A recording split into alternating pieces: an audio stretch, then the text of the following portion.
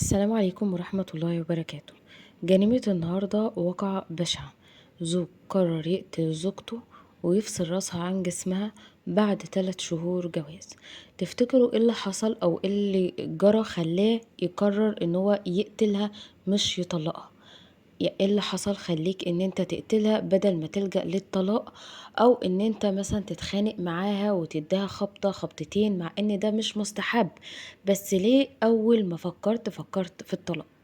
تفاصيل جديدة هنشوفها مع بعض، تابع معايا. بس في الأول صلوا على النبي وكمان اللايك بتاعكم ويلا نبتدي. أنا هحكي لكم اللي حصل بالتفاصيل وانتوا عليكم الحكم إذا كان اللي عمله ده صح ولا غلط، معاه ولا ضده. تفاصيل النهاردة وقعت عند جسر السويس. واحدة انفصلت عن جوزها وقررت تتجوز. حصل خلاف ما بينها وما بين جوزها الأولاني، فقررت اللي هو لا كفاية، مش قادرة ان انا استمر. بالإضافة ان هي ما خلفتش منه، فبيكون الانفصال سهل. لما بتكون في أولاد بين الزوج والزوجة، بيبقى أوقات الست مش عارفة تقرر ان هي تنفصل، ومش عارفة تاخد قرار بالانفصال، او ان هي قادرة تعيش حياتها بعد كده. وفي ستات بتقرر ان هي لا، مليش دعوة بالعيال، هنفصل وارميله العيال. فوقعت النهاردة هي قررت ان هي تنفصل ومفيش عيال، فمفيش عبء عليها، وقررت ان هي تشق طريقها او ان هي تعيش حياتها مع شخص تاني. بما ان مفيش اطفال، يمكن تكون العيشة مع الزوج التاني تكون احسن ومستحبة وتبقى قرار صح. للأسف قررت ان هي تنفصل، وبعد 3 شهور كانت متجوزة. اتجوزت والجوازة قعدت 3 شهور.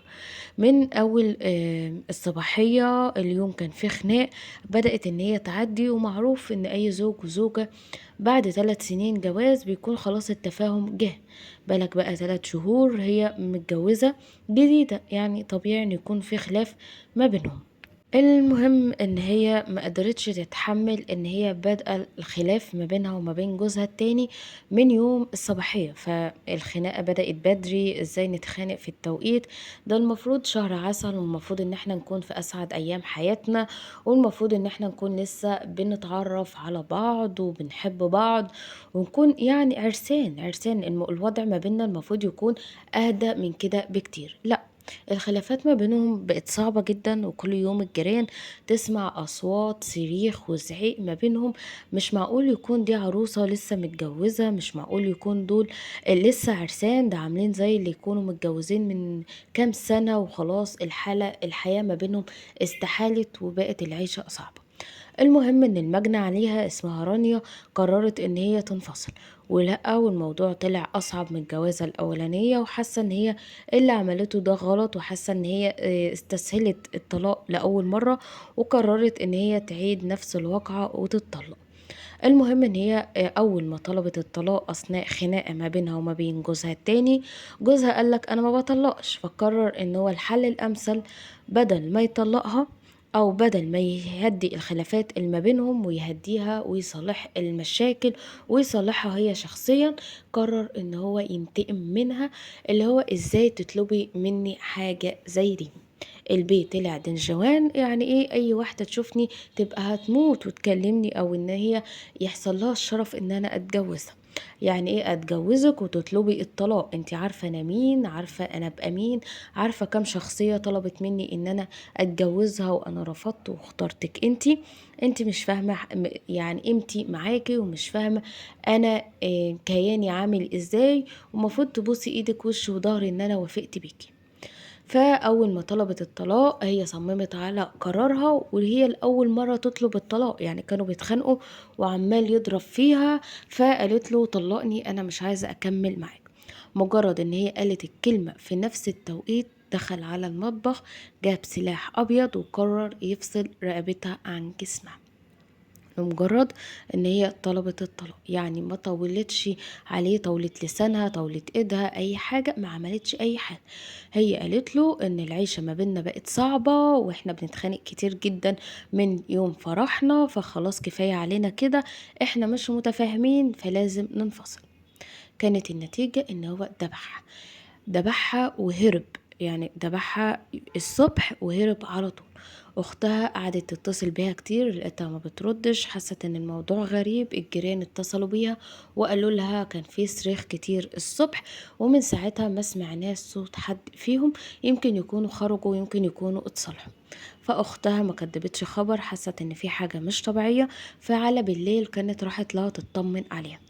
أول ما وصلت عندها لقت إن باب الشقة متوارب، مش مقفول قفل كامل. الجيران ما أخدوش بالهم من حاجة زي دي، فدخلت لقت أختها في أوضة النوم على السرير مفصول رقبتها عن جسمها.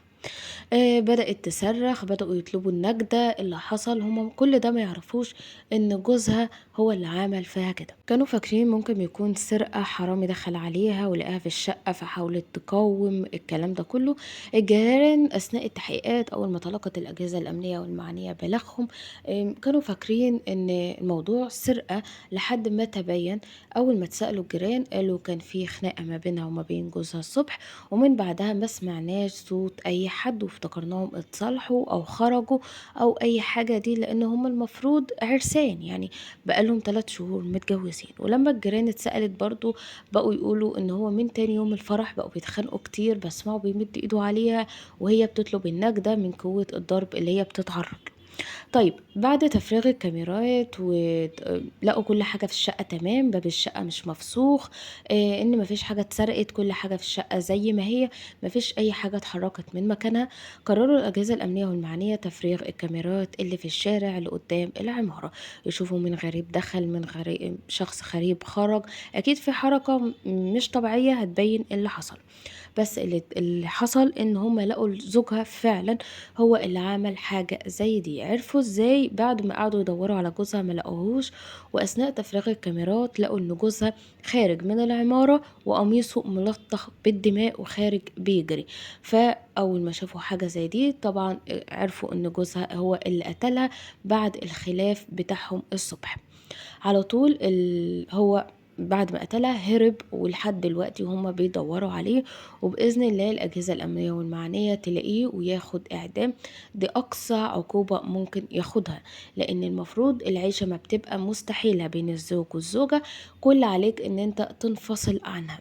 وأثناء التحريات على جوزها ويشوفوا هو مين وهم بيدوروا عليه، لقوا إن جوزها عنده سابقة قبل كده مع ستات، برضو في علاقات مش مظبوطة، وأجوزتهم اكتشفوا حاجة زي دي. وفي كل منطقة ليه فضيحة شكل مع ست شكل.